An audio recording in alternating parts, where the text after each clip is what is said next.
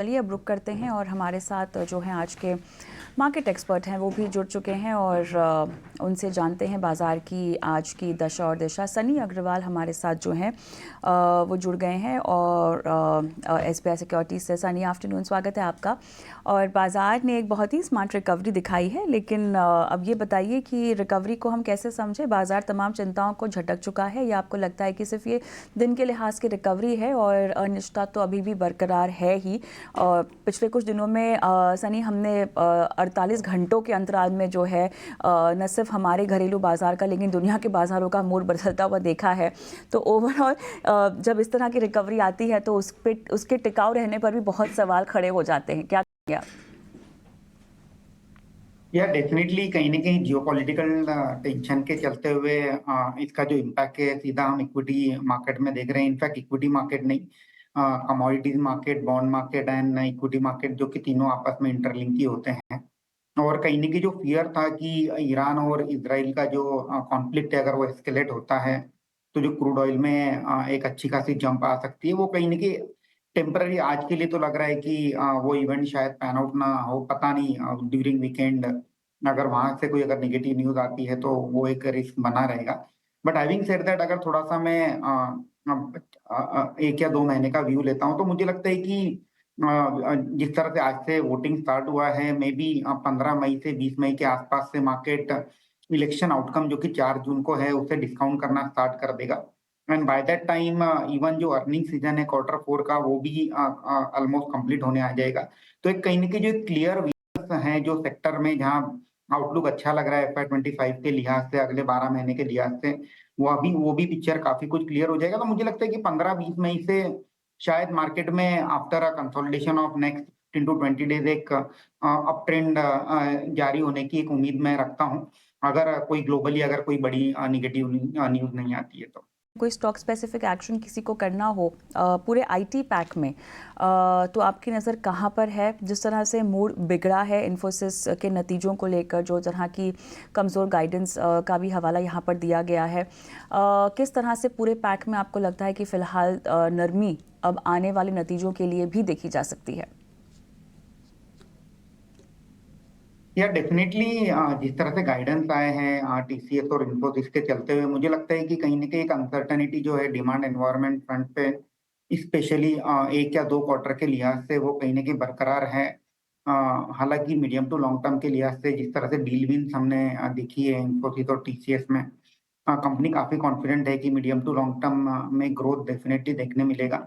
But जो short term outlook है 1 या 2 क्वार्टर का, कहीं ना कहीं किसी का कोई फर्म व्यू है नहीं और अनसर्टेनिटी बनी हुई है। अगर मैं स्टॉक प्राइस के लिहाज से बात करूं तो मुझे लगता है कि काफी एक रेंज बाउंड ट्रेड करेगा, वेदर इट इज इन्फोसिस और TCS, में भी अगले 3 से 4 महीने तक, स्पेशली जब तक डिमांड एनवायरनमेंट के ऊपर कोई बहुत अच्छी खासी क्लैरिटी ना आ जाए। अगर मुझे IT में बेट लेना होगा तो I would prefer mid size IT companies जहाँ रिलेटिवली बेटर ग्रोथ पोटेंशियल है। तो कंपनीज लाइक KPIT टेक्नोलॉजीज, जहाँ मुझे लगता है कि एक काफी स्ट्रॉन्ग फोकस है ऑटो सेक्टर में, जहाँ specially on electric vehicle side.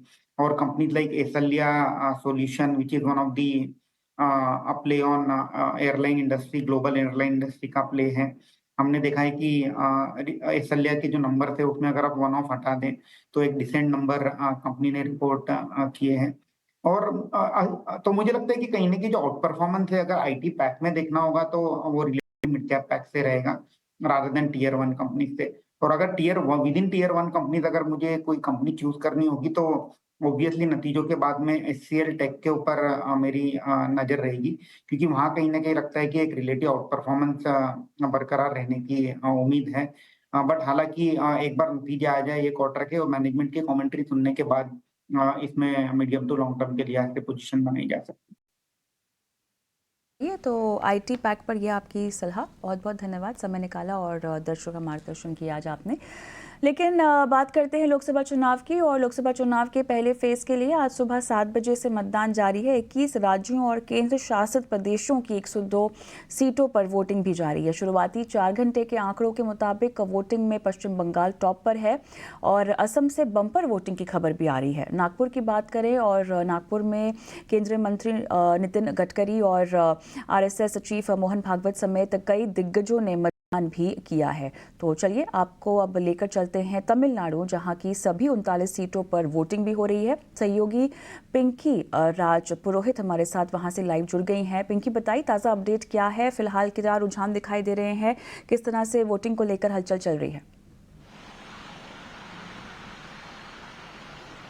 देखिए, काफी उत्साह जो दिखा जा रहा है वोटर्स के बीच और सुबह से ही जो लोग आने शुरू हो गए हैं अपने मताधिकार का इस्तेमाल करने के लिए। 39 सीटों पर तमिलनाडु की और पुदुचेरी की एक सीट, यानी पूरे 40 सीटों पर यहाँ पर जो है मतदान हो रहा है एक ही चरण में। और जहाँ तक तमिलनाडु की बात करें तो वैसे तो यहाँ पर त्रिकोणीय मुकाबला, लेकिन कई ऐसी सीटें हैं जहाँ पर डायरेक्ट मुकाबला जो है वो डीएमके और बीजेपी के बीच में देखा जा रहा है।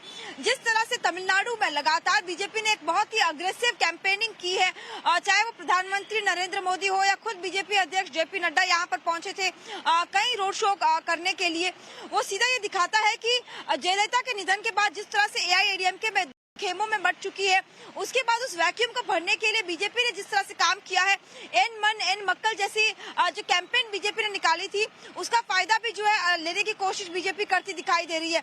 यानी ये जरूर कह सकते हैं कि कई सीट्स पर जो है अग्रेसिव कैंपेन के कारण सीधा मुकाबला रूलिंग डीएमके और साथ ही बीजेपी के बीच में देखा जा रहा है। लेकिन तमिलनाडु का इस बार का जो चुनाव है बहुत ही दिलचस्प हो जाता है, क्योंकि एआईएडीएमके के दो गुट, जो कि एक इस वक्त अलायंस में है बीजेपी के साथ, तो वहीं दूसरा अलग से लड़ रहा है। अगर एआईएडीएमके की बात करें तो ऐसे में त्रिकोणीय मुकाबला जो है बहुत ही ज्यादा दिलचस्प हो जाता है। कोयम्बतूर की सीट अगर खासतौर पर बात करें तो वो इस वक्त ज्यादा फोकस में है, क्योंकि बीजेपी चीफ अन्नामलई जो है वो उस सीट से कंटेस्ट कर रहे हैं। तो ऐसे में काफी ज्यादा दिलचस्प ये पूरा मुकाबला हो जाता है।